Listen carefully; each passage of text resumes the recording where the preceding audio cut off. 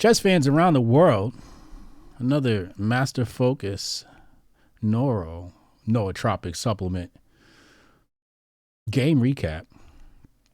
We have two Titans going at it. Got the 18-year-old Nodirbek. You got to watch out for these young guys. These young guys are vicious. Nodirbek playing the black pieces, Magnus playing the white pieces. Nodirbek hasn't done too bad. He's got 2 wins previously against Magnus. Those coming in, what's this? World Fisher Random, or Chess 960 as some would call it, and also the World Rapid Championship of 2021. So the kid's no slouch. These young guys are definitely on point. So you got to be careful. Tata Steel has turned out to be an amazing, exciting tournament, and we're going to cover one of those matches right now. Magnus white pieces, Nodirbek black pieces. I'm going to go slow because I want to make sure you guys understand this game and all the nuances to it.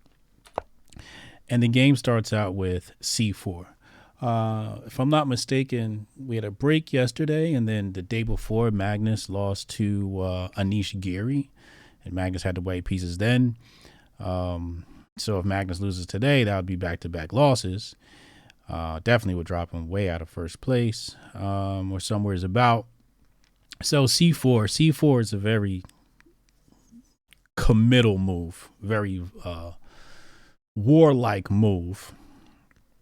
According to the database, the Masters database, you have 36% chance of winning after knight of 6, 31% chance winning after e5.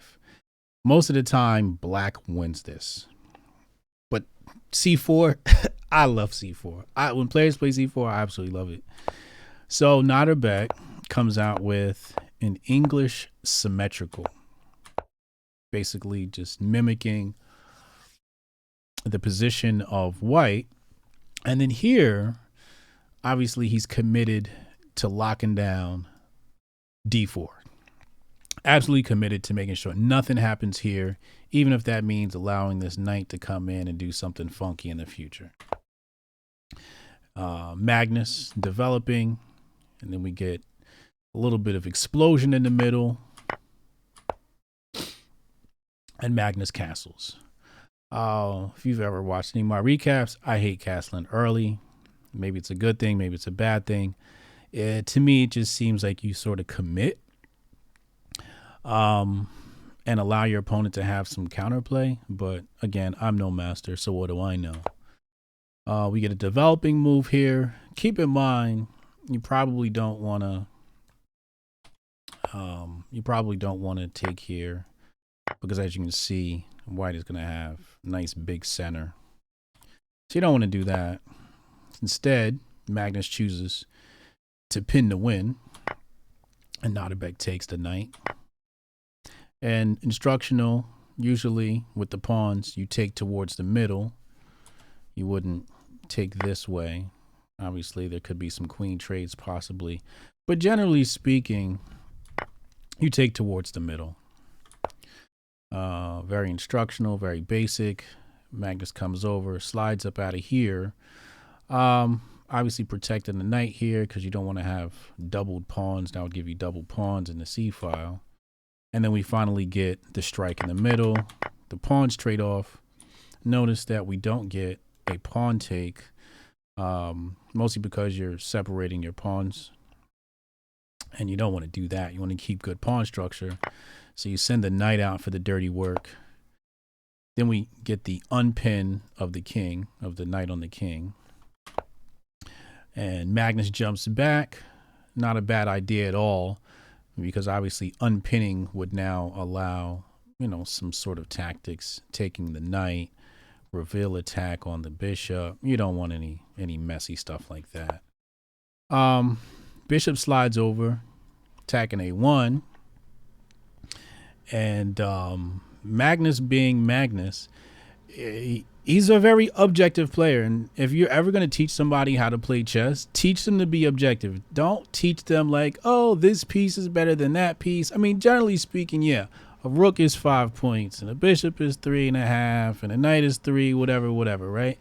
Yeah, you kind of want to have that, but if you want to be a really good chess player, you want to be objective. And Magnus, being the objective player he is, chooses positional chess over point chess, right? So, and you'll see Magnus do this a lot. He's like, oh, it's a rook. Like, who cares? I don't care if it's a rook. A rook's a rook. A rook means nothing to me. It's just how Magnus plays. Do not try this at home. Or try it. I guess that's how you'll get better. Obviously, Magnus choosing a more active role in basically stopping Nodirbek from castling short. Nodirbek calls his bluff and says, okay, free rook, I'll take it. And eval bar says even. And Nodirbek says, I didn't want to castle short anyway. I'm going to castle long. Then we get the rook in. Obviously, the rook was looking to play some games on the c file where the king was hanging out. And generally, when you castle long, you got to move your king over anyway. We get the queen take, and this is where the game gets really, really interesting. We're going to go through some variations and show you how this game could have proceeded. I think this is probably the inflection point of this match, is right here. So we obviously get the rook move.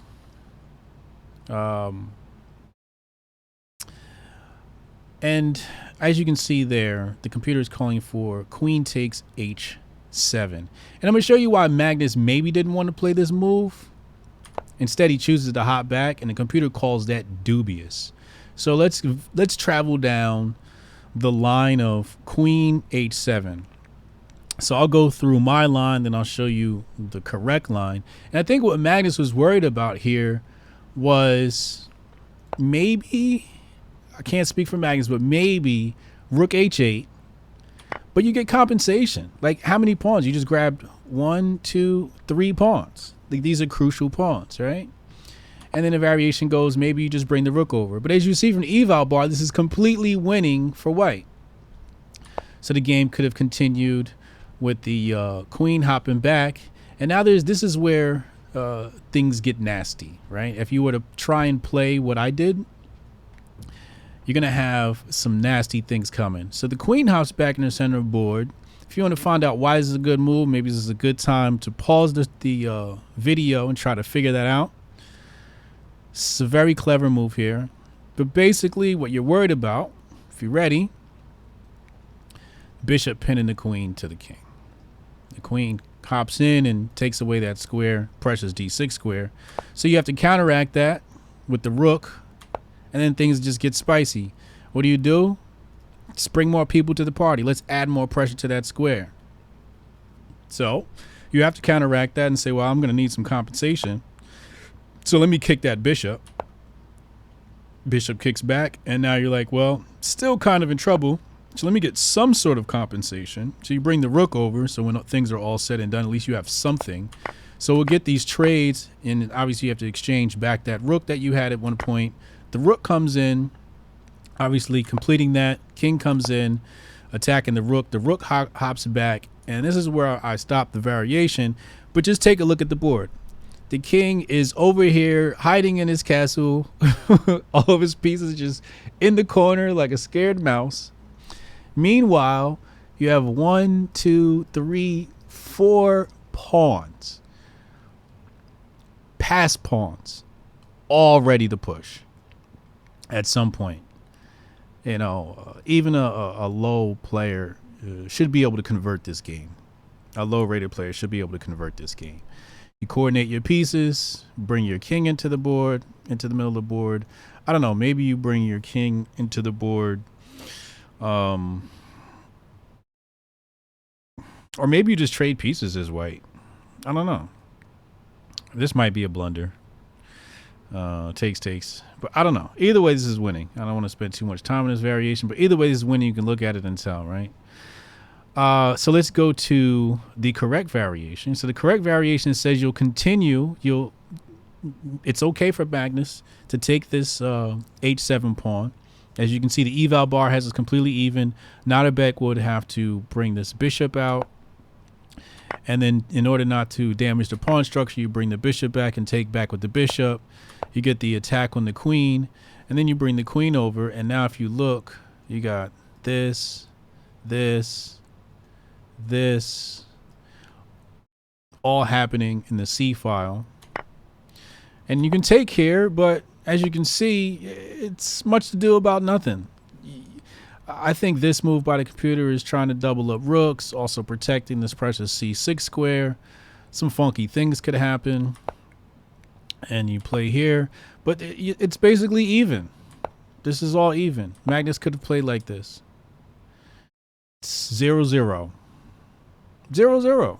So Magnus could have played like this. Instead, he plays the dubious, hops back, queen b2, and it's a very human move. It's a very human move. You just, you're thinking like, I don't want to take that and open things up, but you get that pawn, and but obviously very, very complicated position. A lot to calculate. It's sort of even. You see the eval bar is in black's favor, and Magnus is just trying to, I guess, hold things together. Anyway, game continues. We bring the Nodirbek brings the bishop into g4 like we discussed in the previous variation, and Magnus says, no, I don't want to bring my bishop back to protect. I'm also not going to allow you to take a free knight because, well, the rook's pinning this pawn. And then we get the trade, right? Like so. And now at this point, you can see eval bar is definitely in favor of black, but Magnus has no rook. Nodirbek has a rook. Magnus has no rook. Remember he exchanged down that rook? So now Magnus is hopping back, looking to play some defense. And Nodirbek plays the dubious knight e5. Computer was just saying to bring the bishop back. I'm not going to get into the complexities of that variation. But maybe just holding things together, consolidating the position. You kind of don't want to have your pieces all over the place. So anyway, we continue, and Magnus takes away this square from the knight, the bishop. And then Nodirbek plays another dubious move. And at this point, the game should be equalized. And Magnus plays the dubious queen d4. Now, the computer's calling for queen b1, basically saying, I'm going to hop back and attack this pawn. The pawn that we should have took in the first place. And the game could look something like so. Right? This would be all even. This would be all even. You can even take it further. No need to, really. But all even, 0-0s down the board. So let's continue. So instead, Magnus plays queen d4 instead of queen b1. It's a very human move, trying to centralize the queen. But Nodirbek just plays the very basic move, centralizing his rook, taking the open file, the center open file, attacking the queen. Queen has to vacate. Obviously, queen's looking to attack the haunting. This move's going to haunt Magnus for a while, I'm sure. Nodirbek pops the bishop back, obviously because the tactics are over with the bishop sitting on f3, just would be hanging. Finally, Magnus takes the h7 pawn, and then we get the bishop offering a trade here. It was a previous point. I can't remember where it was, but Nodirbek could have traded off these bishops, but it was just like, why? Like, I think now is a good point to trade off this light square bishop. Mostly because this bishop is playing a defensive role, and it's just like, oh, I can just take away some defenders and make it really hard on white. So we get the counterattack.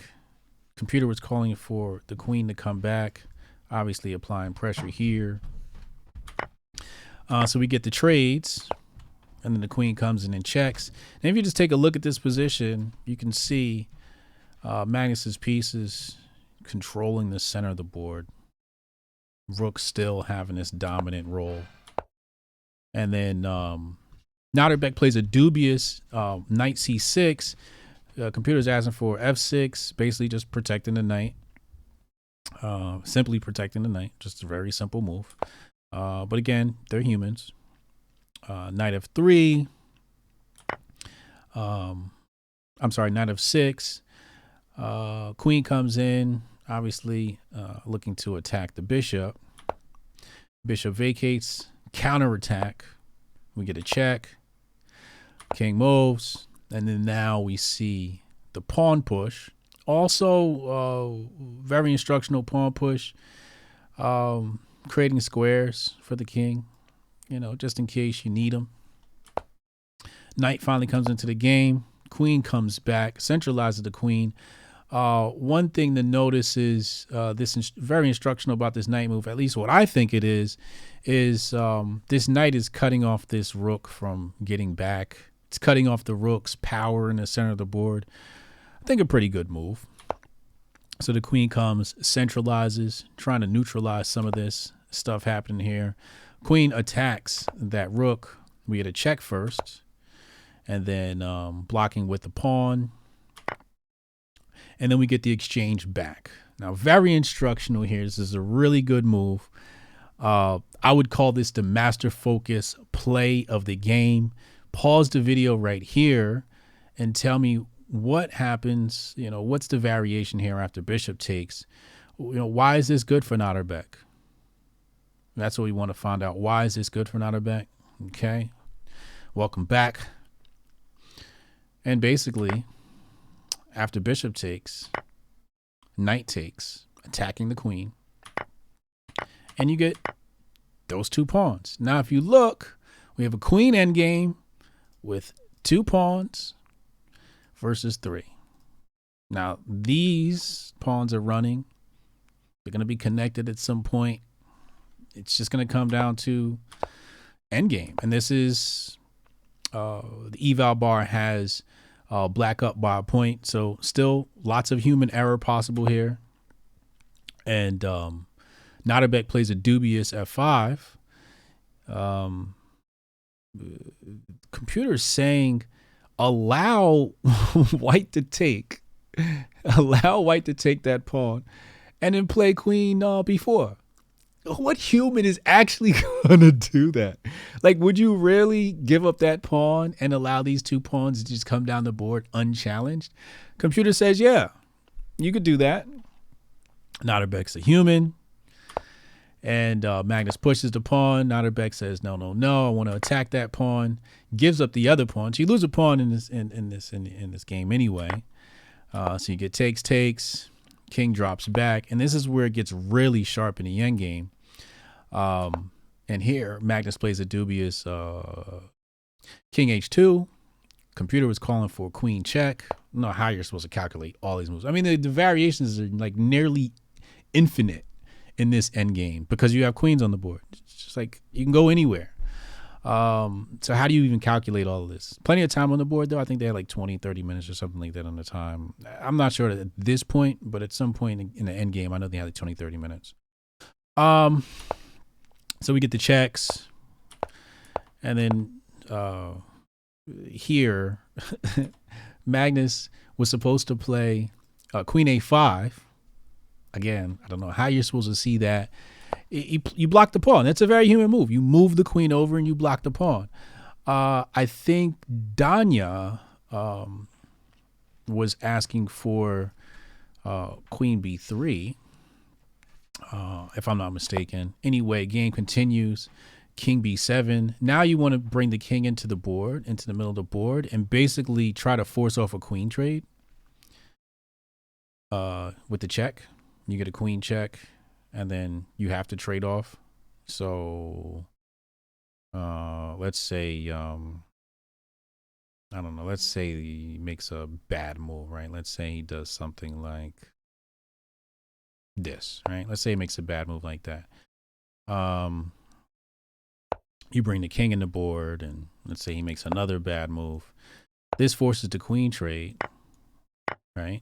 And then now you have this king escorting the pawn down the game, right? So you're probably going to try and get over because you're the king. And then you just play this type thing. And then I think here you go knight's opposition. And then there's just nothing you can do. There's nothing you can do. There's nothing you can do. You're going to get check. And then the queen just comes in. This is how the end game would look. So that's why you can't allow any queen trade-offs. So let's go back. Queen b4. So Nodirbek again, trying to bring that king into the game. You trade off the pawns. Now we have a winning end game according to the engine. And then now Magnus has to be completely sharp here. We get another dubious move. For some reason he was supposed to see queen f7. Again, just a lot to calculate there. So he gets a dubious g2 move. Maybe he saw something there. We get a check, and then the pawn pushes, and then we get a check. You know, we talked about this previously, getting, you know, the rooks and queens behind the pawns. Very helpful. Another check, which is dubious. The king moves up, and then now it's just a matter of time before Nodirbek. So here, Nodirbek makes a dubious move. Doesn't really matter. It's a check. And then Magnus makes a mistake. This is his first mistake. Nodirbek pushes the pawn, b2, and as of move 60, Magnus understands that it's game over. I mean, there's nothing really he can do here. Mostly because, well, let's see. F check. Then, when, like I said before, we get the check situation where you trade off the queens. And this is a winning endgame. If check, then I believe you go king c2, and then your only check is here. No, there's another check. I think it's check here, and then what did I see? I think I saw a queen block, and then if you go here, then here, then here, then here. I don't know. I'm screwing this up probably. Maybe you walk the king this way and then the checks end. I don't know. A lot to calculate here. Either way, Magnus resigned at move 60. And Nodirbek goes on to win. Let's go ahead and check the standings and see who is winning this battle of the Tata Titans. The Tata Titans. I like that. I like that. Nobody steal that. That's mine. The Tata Titans. Okay, so Tata Steel. Tomorrow we're gonna have round 6, I believe. And where are the standings? Oh wow, Nodirbek is in the lead with 4 points out of 5. Anish Gary 3.5. I think Anish Gary drew today. Yeah, he drew against Prague. I'm sure that was an interesting match. Levon beat Vincent Geimer.